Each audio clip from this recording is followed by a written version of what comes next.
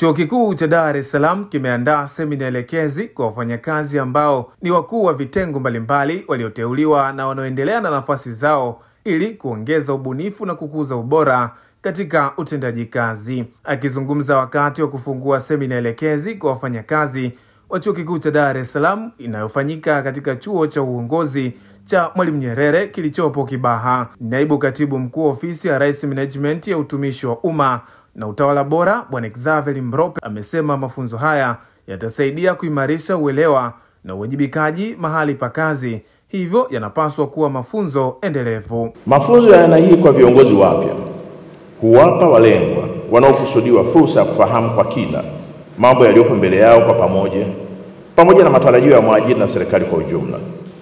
Aidha, kwa wale wa zamani hupata fursa ya kukumbushana au kuwakumbusha baadhi ya mambo pale wanapokuwa wameyasahau. Utamaduni huu uendelezwe kwa kuwa unaimarisha uelewa na uwajibikaji katika sehemu za kazi. Nimeelezwa hapa na kupitia ratiba ambayo nimeiona, nimebaini kuwa warsha hii itajumuisha mijadala ya kina kama mlivyosema, ikiwemo kukuza ubora wa elimu, utafiti na ushauri elekezi, kuimarisha uhimilivu wa kifedha, usimamizi bora wa rasilimali watu na mifumo ya kiutawala, usalama wa taarifa za serikali, utekelezaji wa mradi wa HEET na masuala mengine muhimu mengi yanayohusu maendeleo ya Chuo Kikuu cha Dar es Salaam. Makamu mkuu wa chuo Profesa William Nangise amesema semina hiyo ina umuhimu mkubwa kwa viongozi hao kupata uelewa na misingi ya uongozi, huku akisisitiza ushirikiano. Kwanza, hii ni fursa kwa baadhi ya viongozi wapya kupata uelewa wa msingi ya uongozi katika taasisi ya elimu ya juu kama yetu.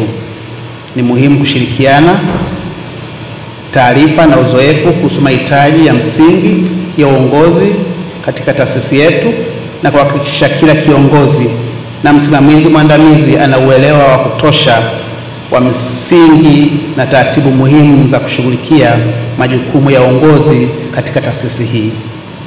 Pili, na labda muhimu zaidi, tunapaswa kutumia fursa hii ili kusisitiza wajibikaji kwa kila mmoja wetu. Hii ni muhimu kwa sababu uongozi ni wajibu wa kutenda kwa niaba ya wengine katika jamii ambayo mtu ni kiongozi.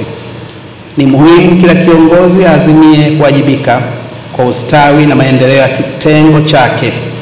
Wajibikaji unajumuisha kutambua kwa kiongozi wa kitengo sio mmoja wa wafanyakazi katika kitengo chake, bali ana nafasi ya kipekee katika maamuzi. Kwa upande wake, mwenyekiti wa baraza la Chuo Kikuu cha Dar es Salaam Balozi Mwanaidi Sinare amewakumbusha wafanyakazi hao uwajibikaji, weledi na ubunifu katika nafasi zao, huku akigusia uzalendo. Uteuzi wenu ni ishara ya kuaminika kwenu na mamlaka husika, iwe ni mkuu wa chuo au baraza la chuo. Kwa hakika nafasi hizi mnazozishikilia ni nyeti na zinahitaji hekima, weledi, uwajibikaji na ubunifu wa hali ya juu. Hongereni sana na kila la heri katika kutekeleza majukumu yenu. Uwajibikaji ametueleza leo kwenye briefing naibu mkuu wa chuo Profesa Kilian, kuna presentation kwenye uzalendo. Hili ni jambo ambalo kwa enzi hizi ni muhimu sana. Sisi tulifundishwa hilo tangu chuo, tangu sekondari. Ukakamavu ulikuwa uko juu, jeshini sasa ilikuwa ndio tunapata, na sasa hivi kila mtu ana tafsiri yake ya nini uzalendo. Kwa hiyo hii itakuwa ni hatua muhimu sana ambayo tunaihitaji kwa wafanyakazi wote, vijana na watu wazima, na kushukuruni sana. Semina hii itafanyika kwa siku 3, huku ikiwa na kauli mbiu inayosema kuendesha ubora wa Chuo Kikuu cha Dar es Salaam kupitia uongozi wa kimkakati na kibunifu. Nikiripoti kutoka hapa Kibaha mkoani Pwani, Ibrahim Mgaza, Mlimani TV, elimu kwanza.